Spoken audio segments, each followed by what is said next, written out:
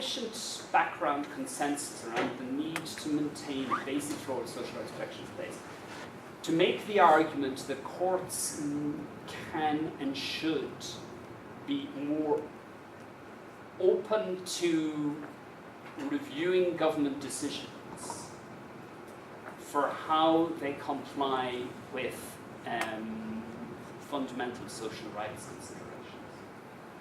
In that respect, I come back to this very minimalist UK jurisprudence, which isn't even stamped with the label social rights, but I think is nevertheless quite interesting. I think the idea, as put forward by the UK Supreme Court in slightly camouflaged form, that government decision-making that has a very fundamental impact on socio-economic well-being, on fundamental decency in socio-economic terms, deserves quite close scrutiny. And that the only reason we get very excited about government action that seems to be inconsistent, this emphasis on consistency and clear rationality, international justice and so on, that's important, but so too is to sort of recognize that there's a social dimension to rule of law, social dimension to governance. And I actually think that underlying this jurisprudence, which also buckets through the recent unison decision of the UK Supreme Court on access to the debate, there is, if you want, an awareness of a social dimension to adjudication in general and to governance, which is normatively justified and helpful. How much review, how much judicial intervention in that context, that will depend from a society to society basis. But I do think that in sort of an administrative law process and interpreting legislation, you can make an argument that this is where judges do the most good. Now, this doesn't completely escape from Moyne's problem that this will always be a sufficiency jurisprudence. Personally, I think that's all you can ask a court to try and achieve in an area of high political contestation. But I do think it is possible to make the case that such a quasi-administrative style approach, which Richard Stacey in Toronto describes as legislative guided or legislative initiative, I do think you can develop that approach coherently. Okay. So you end up with a much less ambitious socioeconomic rights adjudication than is put forward sometimes by the international human rights discourse, which you end up with one which I argue is potentially workable, potentially feasible, potentially realizable. And of course, if you are very invested in socioeconomic rights, as I am, you can of course use the gap between national approaches and international approaches to push for further and better protection through other routes of constitutional engagement, constitutional political engagement. Okay, thank you very much. I'm sorry if I packed an awful lot of information in. Some of you will have been bored senseless by the first half because you know it already. But I felt I should just cover the ground. So apologies if I've sketched anything too lightly. Happy to develop it further. And as I said, apologies again for the sketchiness of certain elements of the paper, but I hope you have managed to sort of get a thrust of my central arguments.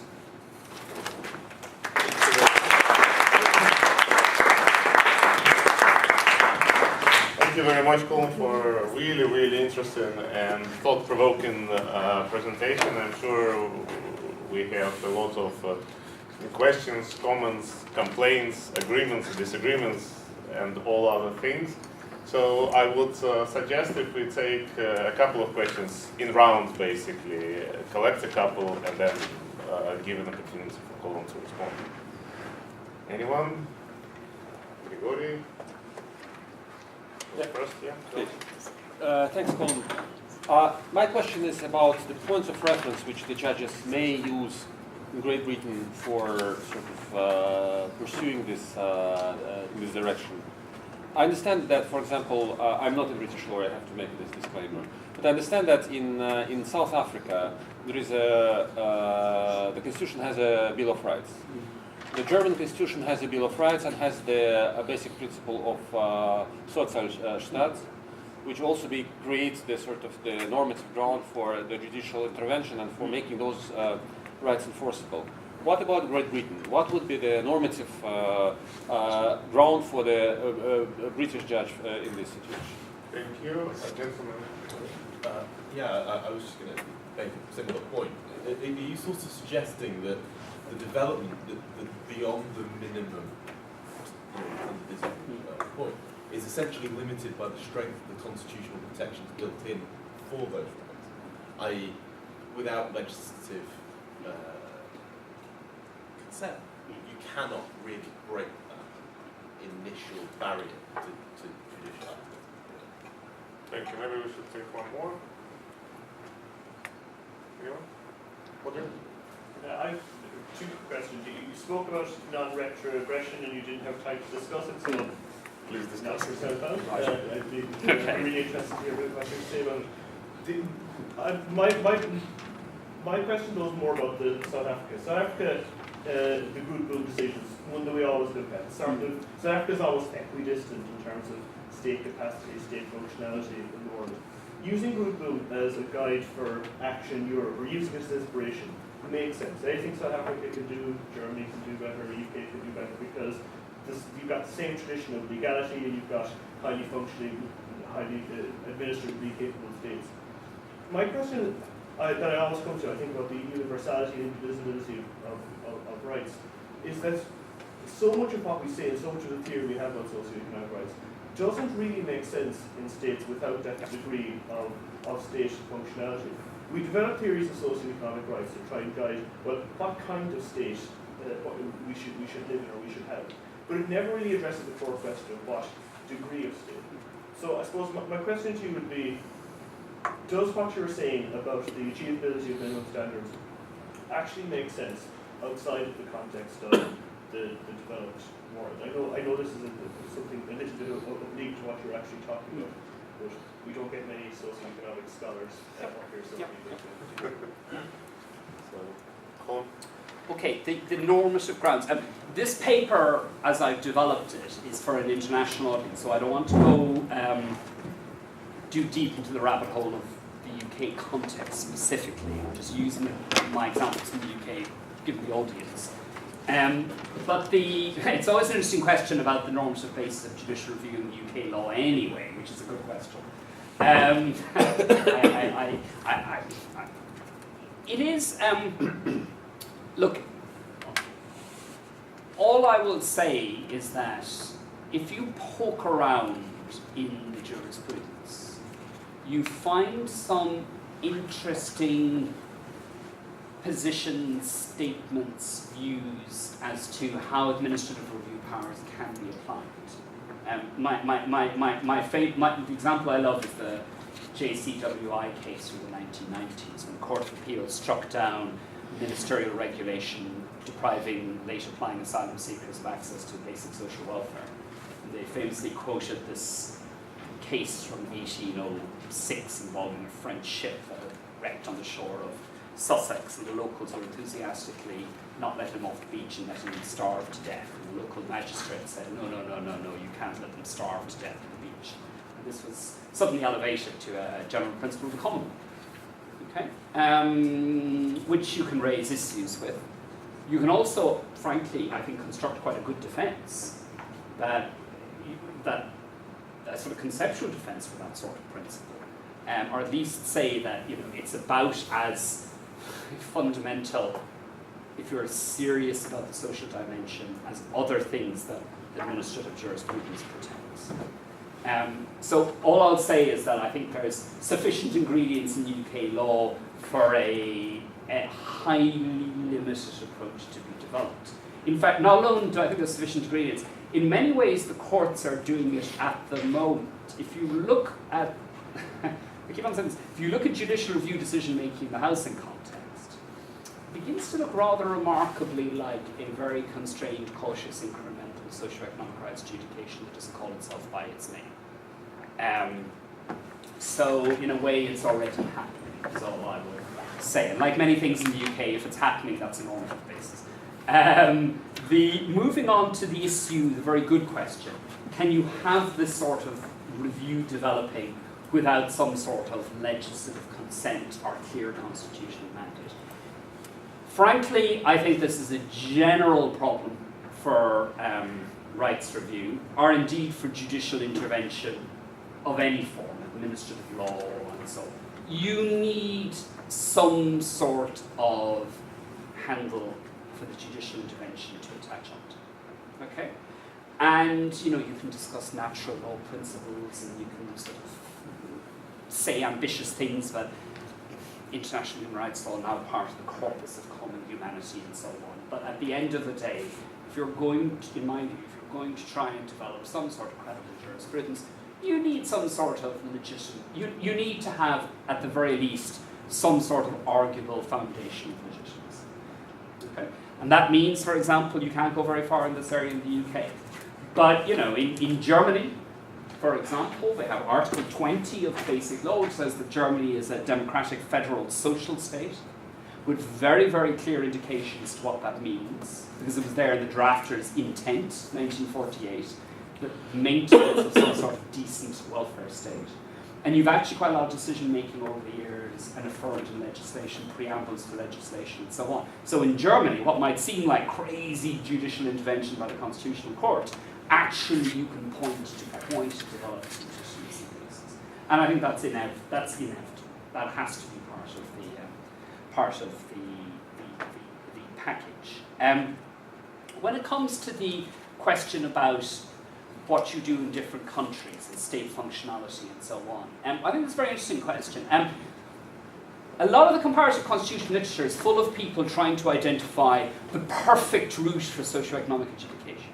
So lots of people are writing, well, the South Africans have invented this notion of participative decision making. Everyone should do that. And I go, well, actually, this sort of comparative transplant business is actually really quite complicated. Courts play very, very different roles in different contexts.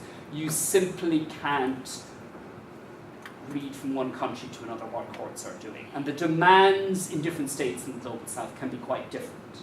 And that's particularly true in states where you don't have a developed welfare state basis. I was once at a very interesting exchange of views between senior members of the UK Supreme Court and the Indian Supreme Court in Delhi in 2011. And it was worlds colliding. Because of course the UK judges were very conscious. We must have clear bases for every single thing we do, and we have to be highly deferential. And the Indian judges were quite cheerful and saying things like, yeah, but I'm a judge in Bihar. There is no functioning governance in Bihar, or at least the governance tends to be of the law and order, security dimension, a bit of a gangster state. So in my district of 10 million people, I'm the nearest thing to a functioning authority. So I'm going to, frankly, be a little bit less worried than you, the British judges, about the lawful basis of my intervention. There's all sorts of problems with the Indian jurisprudence, by the way. But that just simply reflects the fact that different horses for different courses, different expectations, goals of different institutions proceed. And by the way, I do think it's actually, I think you can actually make an argument for minimum core more in the Global South than you can do elsewhere. I actually think there probably is a role in certain constitutional contexts for judges to say you need to be taking action. This particular, you need to be doing the basics. So the Indian primary school judgment, if you know it. All kids in primary schools in India get fed with a government program ordered by the Indian Supreme Court. That's 80 million people. That is the biggest, most sweeping court order in history. Okay? That works. That's a very minimum core judgment. You must feed people kids in primary school who otherwise might appear to be starving. But I think you can do that. But again, it's very context dependent. On the regression grounds, it's interesting. I have big arguments with socioeconomic rights scholars about this who love the idea of non-regression. Frankly, I think they're being a bit activist. They want social rights standards to be maintained in a time of neoliberal austerity. They want the human rights framework to provide a foundation to push back against austerity. I think the principled basis that once you have human rights protection goes to a certain level, it can't be diluted from. I don't think that works. We don't do that for civil and political rights. We adjust freedom of expression protection all the time. New legislation, new laws, new developments. We adjust fair trial protection all the time. The notion that, and the Irish courts recently ditched their fruit of the poison tree evidential rule. you know, if the Irish police got evidence was contaminated by unconstitutional search, then it had to be struck out. They ditched that. They moved closer to the UK PACE position, if it's relevant to goes in. I don't think that was a terrible, I think it was probably quite a good idea in circumstances. I don't think that's a fundamental rights violation, frankly. And so I find the enthusiastic emphasis on the use of regression, socioeconomic rights context, a little bit ambivalent. Also, I should point out in the Committee on Social Rights, we don't have a very developed regression concept.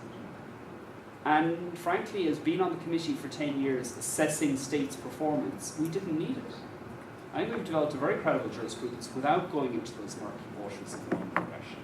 And therefore, when I see people very enthusiastically invoking the UN Commission's views on this, I tend to go, we managed without it, you don't need it, and it's an intrinsically messy position.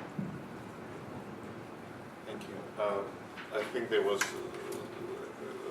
Josh, then Adam, then Michelle, and then Helen, right? Thanks very much for the presentation. I just wanted to ask a question that sort of delves into who makes the decision on reasonableness ultimately.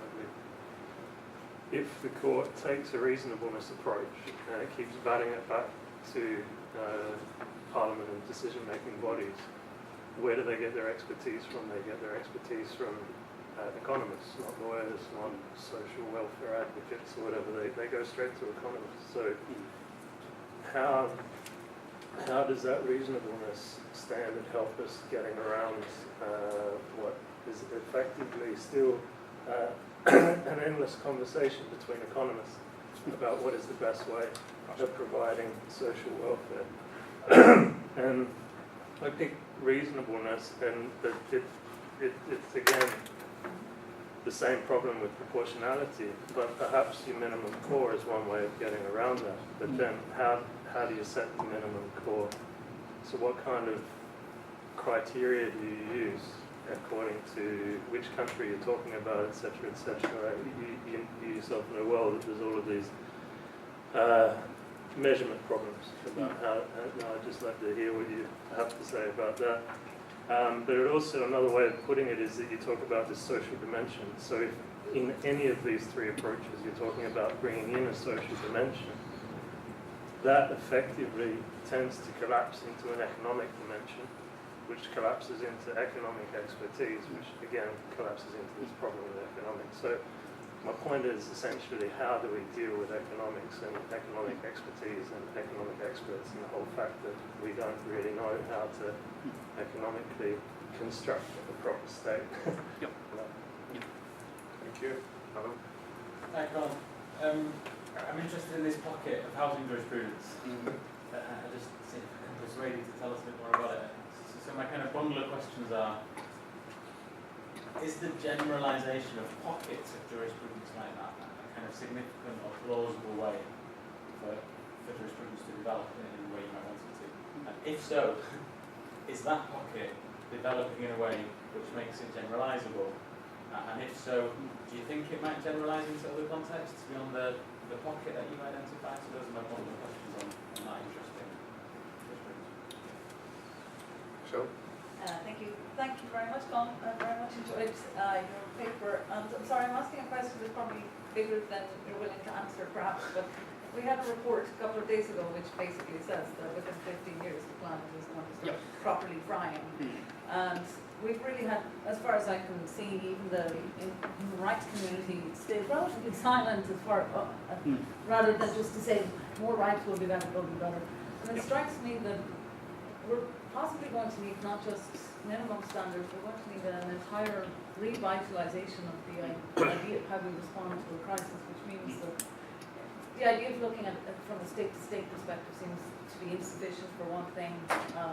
The different levels of development in different states needs to be taken into account. So we need an entire rethink. So I just wondered if you had anything to tell us to make us maybe even think a little bit more about this, because actually it's the first time I've said aloud that why are we not in a bit more of a pack? Thank you. Maybe one more, Helen? After that big question. Helen? Thank you very much. I guess my question links in with both Josh and Adam's point and some of the things that you were saying about regression and indivisibility, and is there something to be said for prioritising certain groups of rights?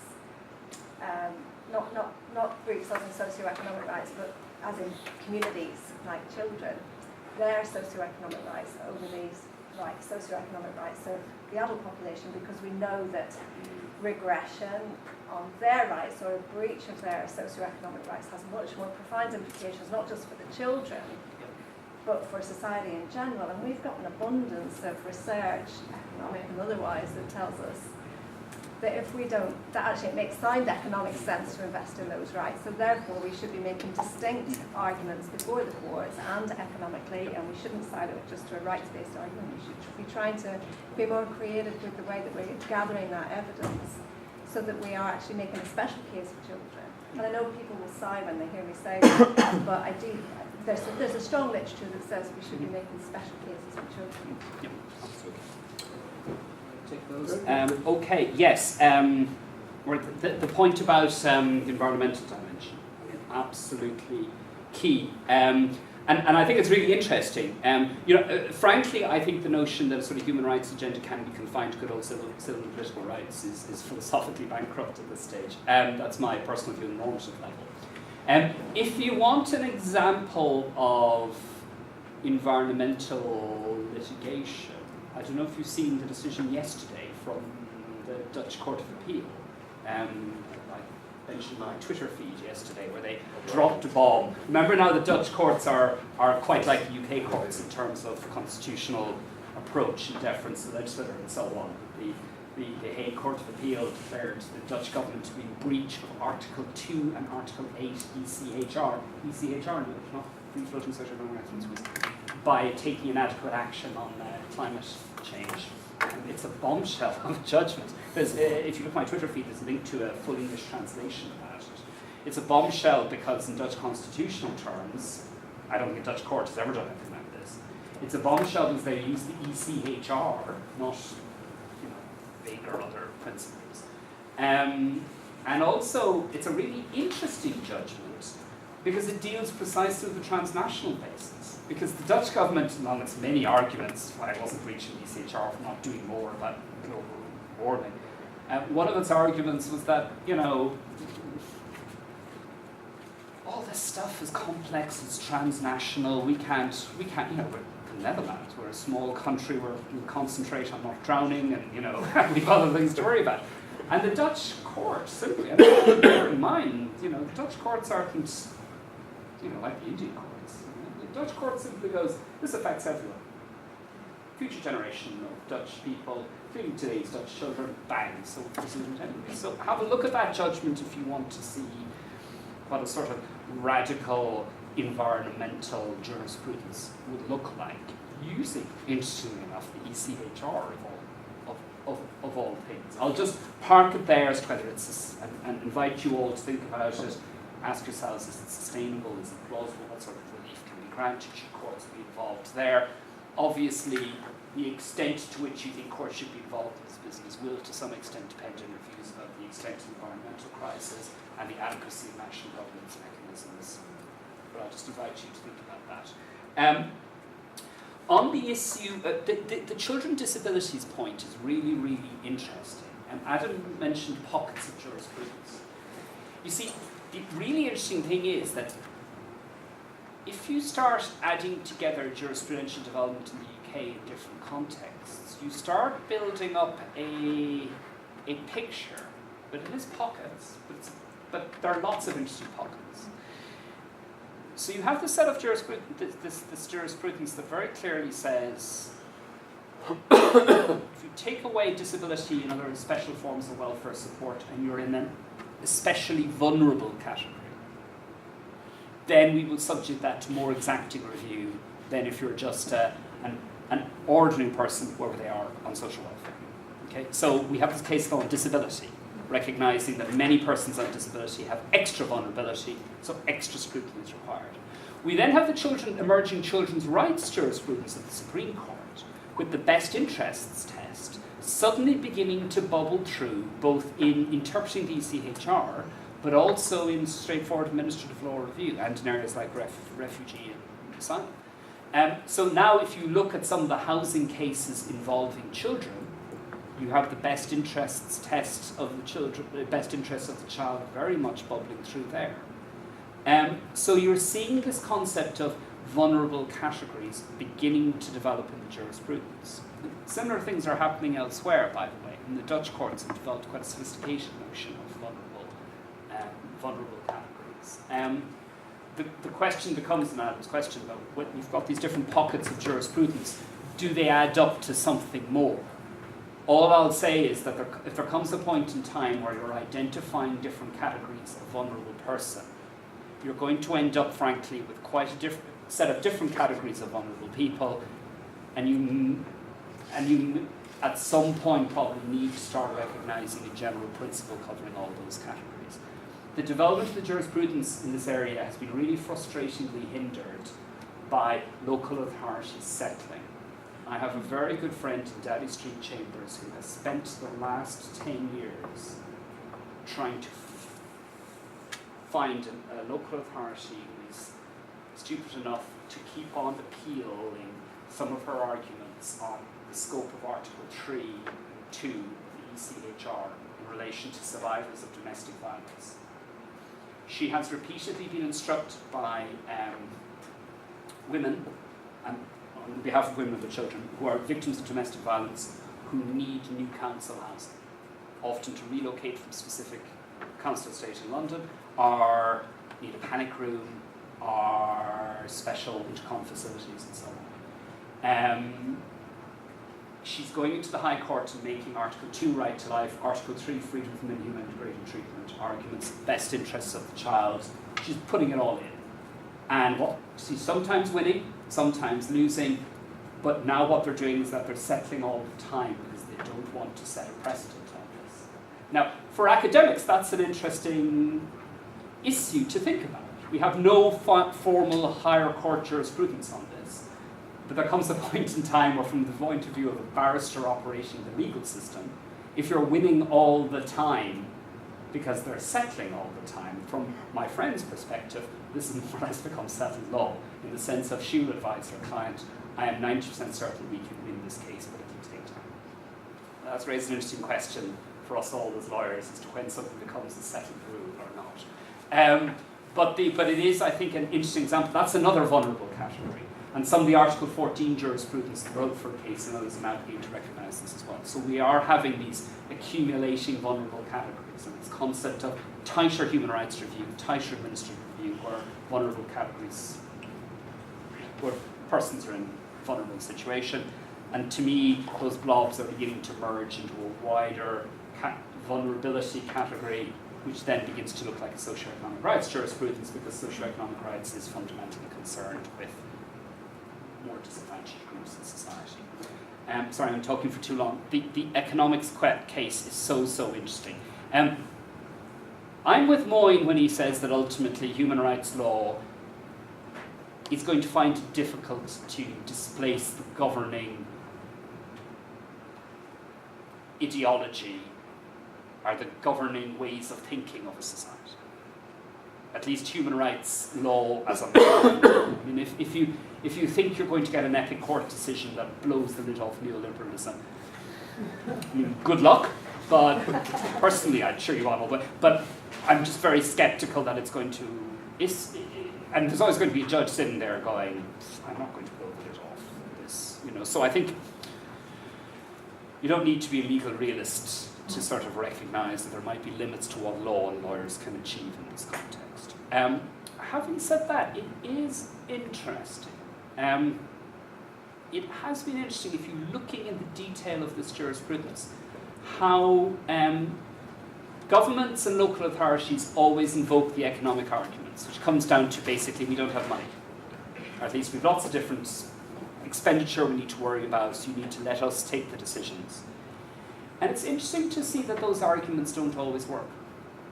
It didn't work in the Unison case here, where the Supreme Court said, we don't care that you told us the budget is tight.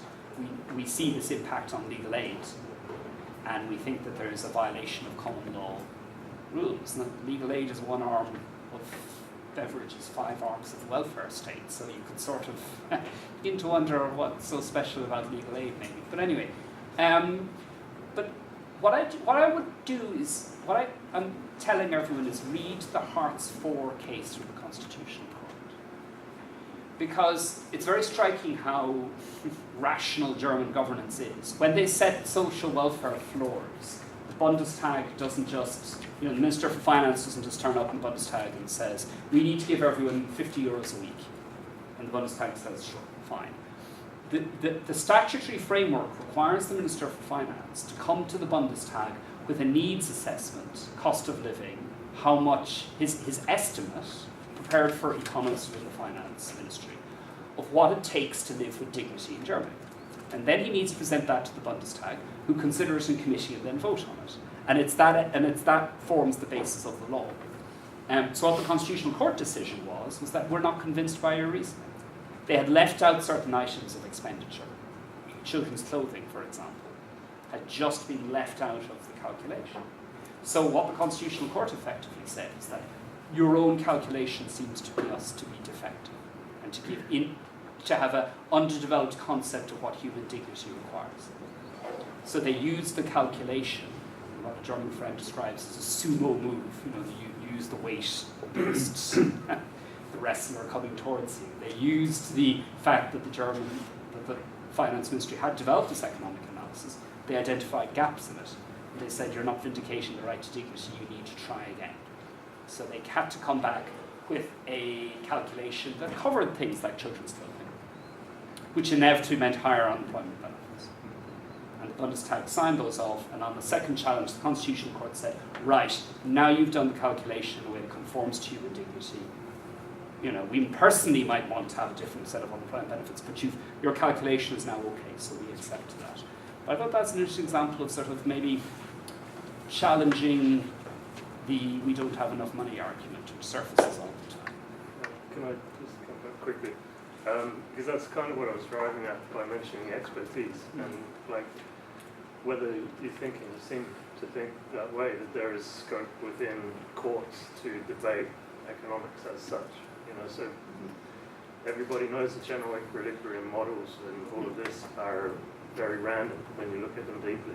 When you actually start picking them apart, exactly like you said, there's this missed out, there's that social context missed out, there's everything missed out because it's hard for them to narrow down to make a prediction on something. So, yeah, my question is, how far do you think that can go? Because if that can go quite far, that could potentially go quite far in a sense, because a lot of the critique of neoliberalism is that it's ideologically underpinned, not empirically underpinned.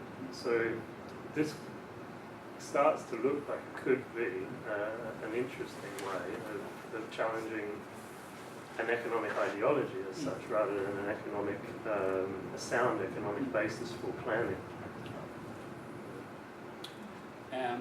Very briefly,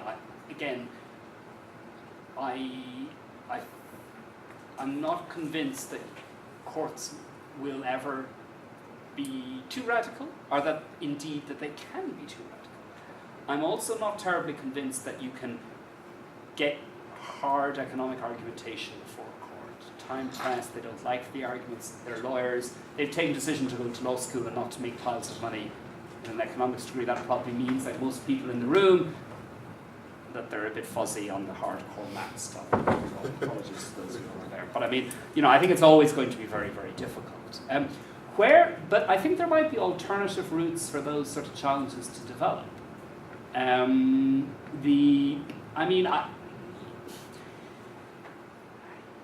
I find it interesting, for example, that the Germans are doing all these unemployment benefit calculations linked to human dignity, and the UK doesn't have a similar system. It has a much looser system of feeding into benefit setting levels, but it's really incoherent.